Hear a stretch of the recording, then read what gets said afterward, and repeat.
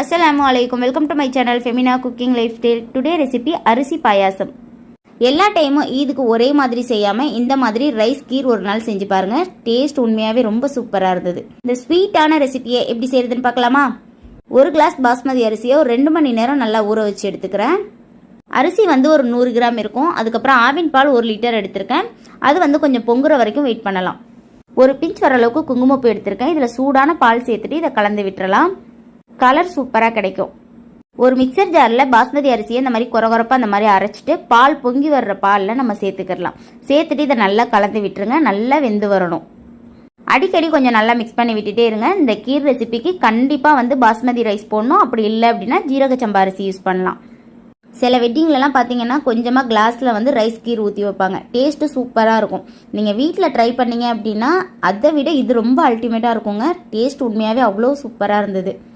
அரிசி எடுத்த கிளாஸ்லேயே சுகரும் சேர்த்துக்கிறேன். 1 கிளாஸ் வர அளவுக்கு சுகர் சேர்த்துக்கிறேன். சுகர் நல்லா கரைஞ்சதுக்கப்புறம் ஸ்வீட் இல்லாத கோவா 100 கிராம் எடுத்திருக்கேன். அதையுமே இந்த மாதிரி சேர்த்துக்கலாம். இதுக்கு மெயினே என்னென்னு பார்த்தீங்கன்னா ஸ்வீட் இல்லாத கோவா தான். சப்போஸ் எனக்கு ஸ்வீட் இல்லாத கோவா கிடைக்காது அப்படின்னா நான் என்ன பண்ணுறதுன்னு சொல்கிறேன். சைடில் அந்த மாதிரி எல்லாமே ஆடை எல்லாத்தையுமே எடுத்து விட்டுட்டு நல்லா மிக்ஸ் பண்ணி விட்டுருங்க. ஸ்வீட் இல்லாத கோவா நல்லா கரைஞ்சி வரணும். 1 ஸ்பூன் வர அளவுக்கு ஏலக்காய் பவுடர் சேர்த்துக்கலாம். அதையும் சேர்த்துட்டு நல்லா மிக்ஸ் பண்ணி விட்டுருங்க. இந்த பெருநாளைக்கு இதை நீங்கள் ட்ரை பண்ணி பாருங்கள். ஒரு தரமான ரெசிபியாக இருக்கும்.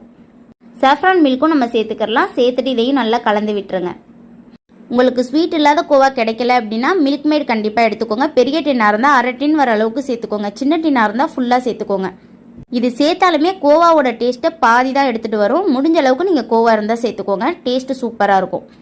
அதுக்கப்புறம் ஒரு கடாய் எடுத்துகிட்டு கொஞ்சமாக நெய் சேர்த்துட்டு முந்திரியை வறுத்துட்டு சேர்த்துக்கிறேன். இதுக்கு நீங்கள் முந்திரி, பாதம், அப்புறம் நீங்கள் உங்களுக்கு என்ன நட்ஸ் வேணுமோ நீங்கள் சேர்த்துக்கலாம். நட்ஸை சேர்த்துட்டு நல்லா ஒரு தாட்டி கலந்து விட்டுருங்க. ரைஸ் நல்லா வெந்ததுனால கொஞ்சம் அடிப்பிடிக்கிற மாதிரி இருக்கும். சிம்மில் வச்சு நல்லா கலந்து விட்டுக்கோங்க. அவ்வளோதான், சூப்பரான ரைஸ் கீர் ரெடி. அரிசி பாயாசம் கண்டிப்பாக வீட்டில் இந்த பெருநாளைக்கு ட்ரை பண்ணி பாருங்கள். இதனால் வரைக்கும் நீங்கள் ட்ரை பண்ணல அப்படின்னா கண்டிப்பாக ஒரு தாட்டி ட்ரை பண்ணி பாருங்கள். டேஸ்ட் ரொம்ப சூப்பராக இருக்கும். அவ்வளோதான், சுவையான ரைஸ் கீர் ரெடி. இதை சூடாகவும் நீங்கள் சாப்பிட்லாம், சில்லுன்னு ஃப்ரிட்ஜில் வச்சும் சாப்பிட்லாம். இந்த வீடியோ உங்களுக்கு பிடிச்சிருக்கும்னு நினைக்கிறேன். பிடிச்சிருந்தா லைக் பண்ணுங்கள், ஷேர் பண்ணுங்கள். உங்கள் ஃப்ரெண்ட்ஸ் அண்ட் ஃபேமிலிக்கும் இதை ஷேர் பண்ணுங்கள். இதே மாதிரி வேறொரு வீடியோவில் பார்க்கலாம். தேங்க்யூ ஸோ மச் ஃபார் வாட்சிங்.